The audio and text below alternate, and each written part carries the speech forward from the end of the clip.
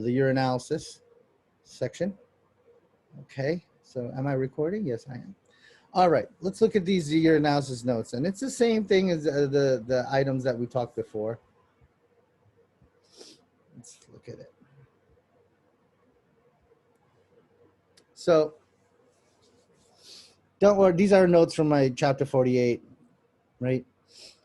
So there are physical, chemical, and microscopic. Those are the three types of tests that a medical assistant or a tech should be able, a tech should know. So the first one is physical. First, you got to look at the volume, and you kind of have to know.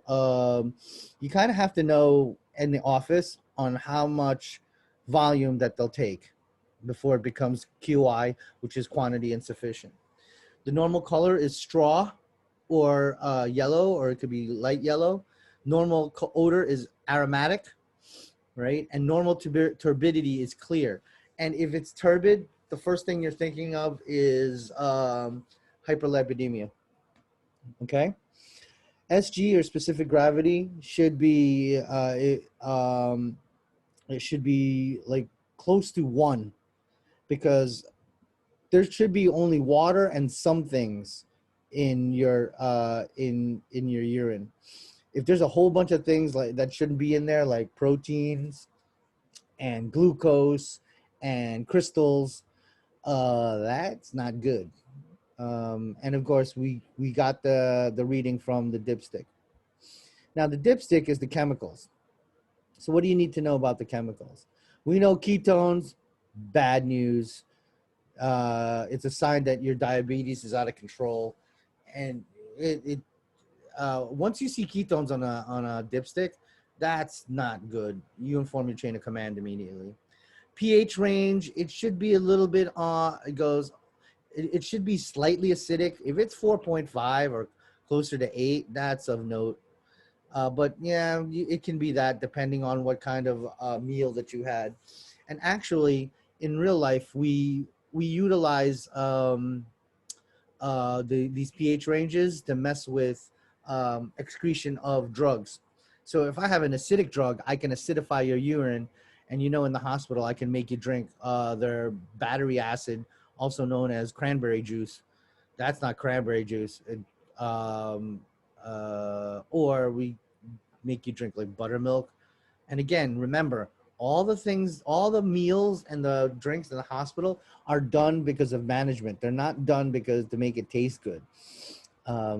Its function is to do things chemically for us. Blood. The only time you should see blood is in female menstruation. Any other time is no good. And even in female menstruation, you shouldn't, hematuria is not a good thing. Okay. Bilirubin and urobilinogen, they form the breakdown products of hemoglobin. So also known as co-test, but I don't need to know that, right? If you see this stuff, that means hemolysis is going on, okay? Remember, breakdown of hemoglobin, and what is the main protein in the middle of your red blood cell? Glucose, of course. You want to think diabetes. Proteins, one of the first things you think of is either your breakdown of muscle, right, in rhabdomyolysis, or if it's like Bence-Jones, you're thinking cancer. Nitrites, you think bacterial infection, okay? But remember, false positives, especially for nitrites, if you know the lab isn't going to pick up today, immediately put it in the refrigerator, not the freezer, the refrigerator. And if you have a very strong refrigerator that freezes stuff near the back of the refrigerator, put it somewhere in the middle center. I learned that the hard way as a medical assistant. Leukocytes, of course, infection, right? Possible urinary tract infection, possible STD or STI. Phenylketones, genetic disorders, yeah, but it's not common. We do that. But what's really common in urine is HCG, and that's human chorionic gonadotropin. use your medical terminology powers. Your ick pertaining to your chorion, or remember your amnion and chorion are the two bags that baby sits in. Gonadotropin, gonad means sex hormones, tropin means growth. So the only time you should really see this is when mommy's pregnant. Now, microscopic, wish we had time in the lab. We could show you these things, but microscopic, since I didn't go over it in the lab, is nice to know. I think I have maybe one question on it, right? But essentially, you could have epithelia, which is little little bits of skin, because remember, your inside of your urinary tract, that's also skin as well. So if there's things going on, right, especially renal damage, you're going to see it. Of course, white blood cells and red blood cells, infection slash also kidney problems. Casts.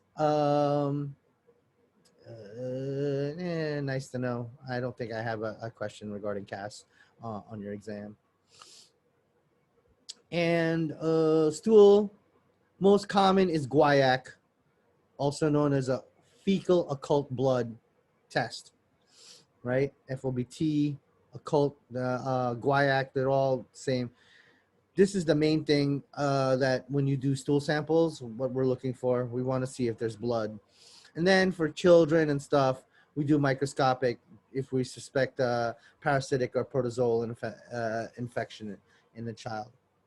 And remember, real quick, clean catch midstream, because I don't want, regarding urine, I don't want, what do you call that?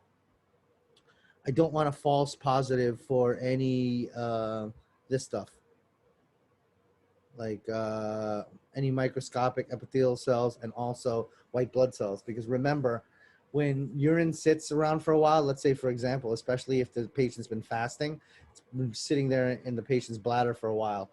So there might be some, excess urethral bacteria. But if the patient pees first, right, lets that stuff out first, and then you catch it midstream, you catch much, much less. Okay. So those are nice notes. Here's a nice sample quiz. Chemical urinalysis strip sample, physical urinalysis strip. There's these nice videos regarding procedure. But so please watch those as well. And again, week 9, which is this week 9, was made for review. And then your final written, right, take-home exam, of course. I put it right here, due October 9th, 9 a.m. So let me stop the video.